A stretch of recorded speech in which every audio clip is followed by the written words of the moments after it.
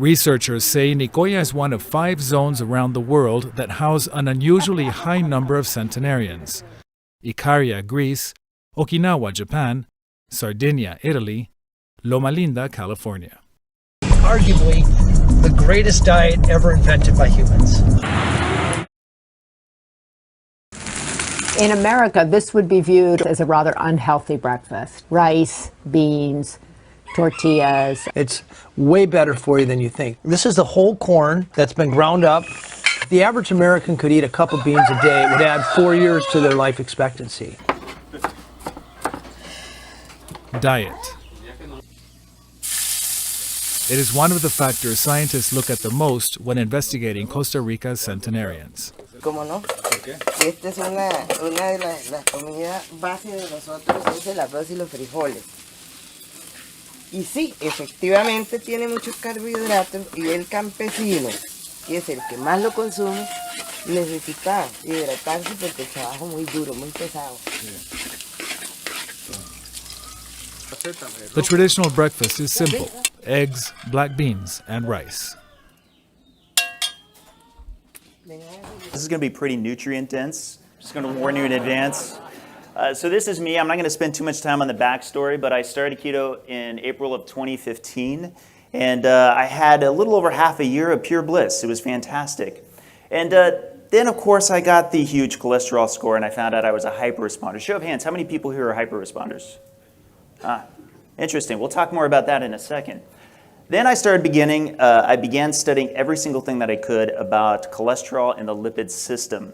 And as a software engineer, I saw a pattern, which I'm going to talk to you about now. First, I want to get into the anatomy, a cutesy anatomy, of the low-density lipoprotein. I want you to understand these 3 parts. Okay, so this, the LDLP, low-density lipoprotein particle itself, is a boat. You hear it described as such. So it can be hydrophilic. It can move through the bloodstream natively. It needs to because the inside of it is lipophilic. That's how fats can get into your blood to be able to get to the cells that need it, right? And there's actually a lot more things on here than just triglycerides and cholesterol. But what's the primary payload? What is it? Anyone? Triglycerides. Triglycerides. And what's the secondary payload? Cholesterol. Okay, we're going to come back to that. Because what everyone on a low-carb, high-fat diet should know is that a low-density lipoprotein has many jobs. Ken could speak to this a lot more than I can. Has many different jobs. But its primary job is to distribute energy from fat. Let me, all caps, boldface, underline that. And anybody who's watched this video knows what's coming. Let me fit in one more slide. It's 3D, it's extruded, and I'm going to spend forever, for the rest of my life, trying to emphasize the primary purpose of a low-density lipoprotein is to distribute energy from fat. And everyone loves this analogy, so I'm going to use it once again. If you were to look at a cruise ship, right, and the boat is the low-density lipoprotein, what are the triglycerides? It's the passengers, yes. What's the cholesterol? It's the life rafts. The life rafts are there for an emergency, right? But most cruise ships that are going out with their life rafts, are they coming back with their life rafts? Yeah, they are. Now, if I were to say, hey, the primary purpose of a cruise ship is to move around life rafts, does that sound right? No. But it is an important job of a cruise ship to move around life rafts because you wouldn't get on a cruise ship if there weren't life rafts. However, if you were to observe a cruise ship from outer space, you were an alien, you were like, I wonder what these boats are that are moving around. What would you be seeing the most activity? You'd be seeing passengers getting on and off. Well, if you look at low-density lipoproteins, without question, not only is their biggest payload triglycerides, their first job is to drop off triglycerides. That's why me, as a software engineer who's worked on systems forever, thought that this was extremely obvious in the first 3 days I was starting to read it. Let's break apart low-density lipoproteins into the 2 classifications. This will help it make more sense to you. The first kind, called chylomicrons. And you heard Ken talk about this a little bit from before. They're basically the low-density lipoproteins carrying energy from food you just ate. And I like to call them the sprinters because they actually go away pretty quickly. Depending on who you read, they could go as long as a few hours, but generally they're gone in minutes. They very quickly drop off their triglycerides, become chylomicron remnants, and they go home. Where's home? The liver. The liver is the one that ultimately absorbs it. Now, the other kind are VLDLs. They come from the liver. Now, some of it is recirculated VLDLs from food you just ate, but generally speaking, if you're fasted, these are the ones you're going to find. And why is this so relevant? It's so relevant because if you take a cholesterol test, you're supposed to be fasted for how long? Yeah, 12 hours, right. So only low-density lipoproteins that are coming from storage are left over. Chylomicrons are gone, right? Therefore, it makes more sense than ever that when you're getting a cholesterol test, if I'm doing something like doing a multi-day fast, that's when my cholesterol is the highest because it's upregulating fat from storage. And guess what rides shares with fat from storage in low-density lipoproteins? Cholesterol. And now we're going to talk about this. What's your global distribution vehicle? It's a low-density lipoprotein. It can start from the gut or it can start in the liver, but you know what? It can get to just about anywhere via your vascular system, right?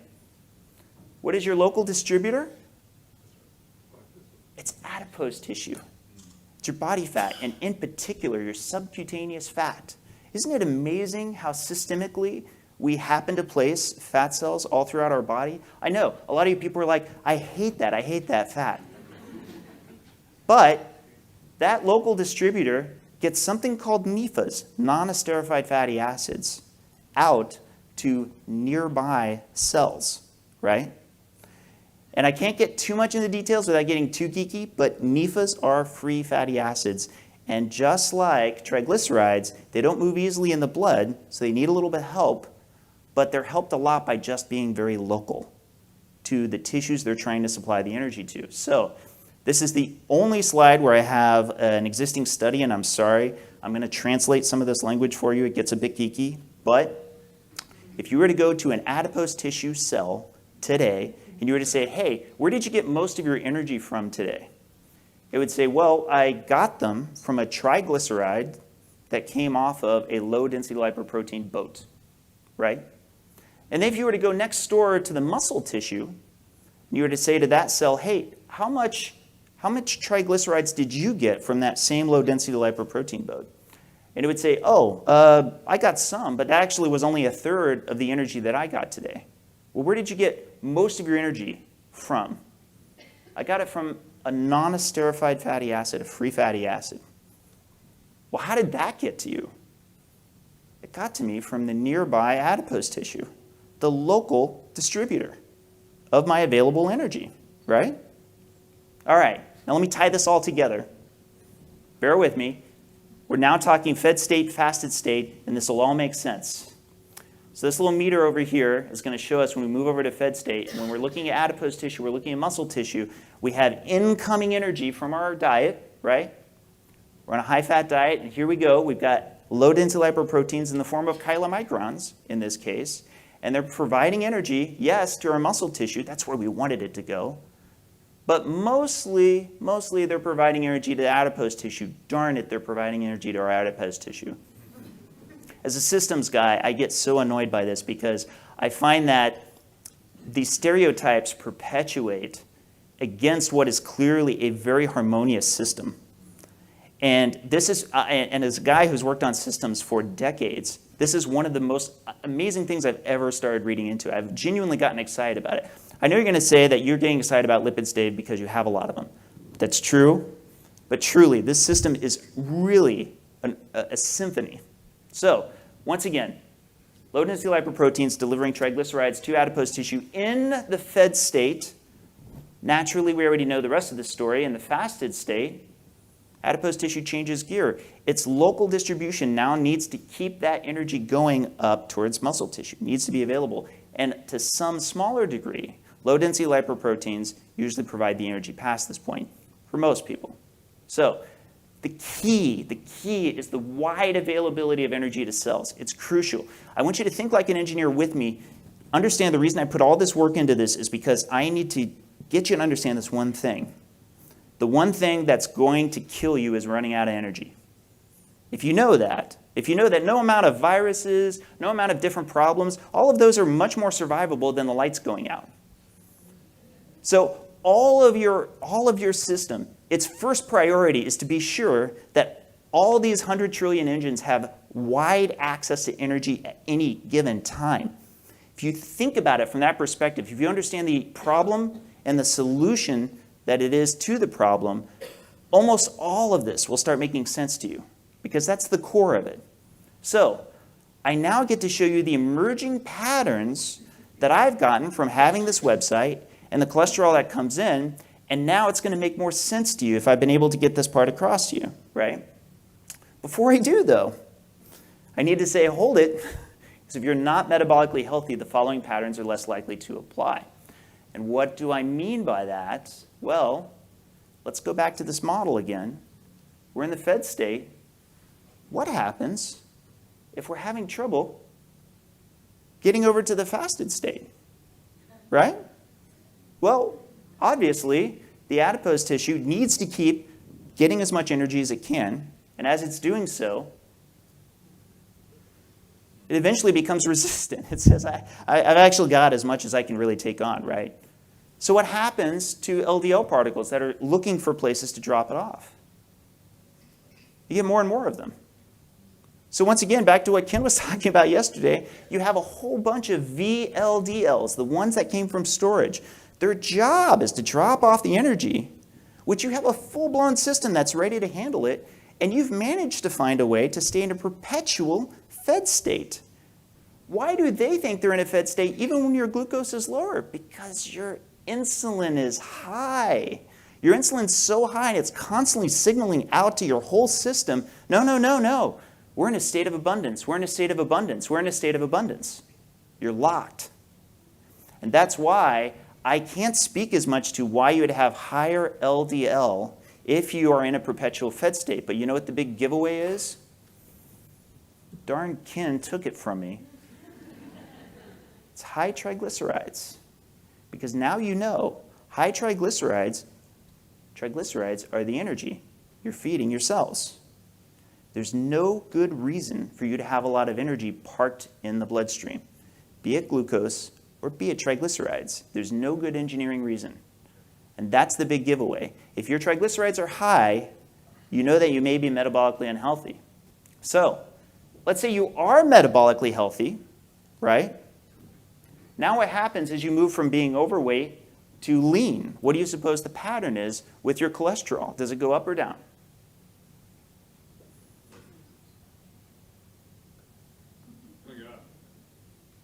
Goes up.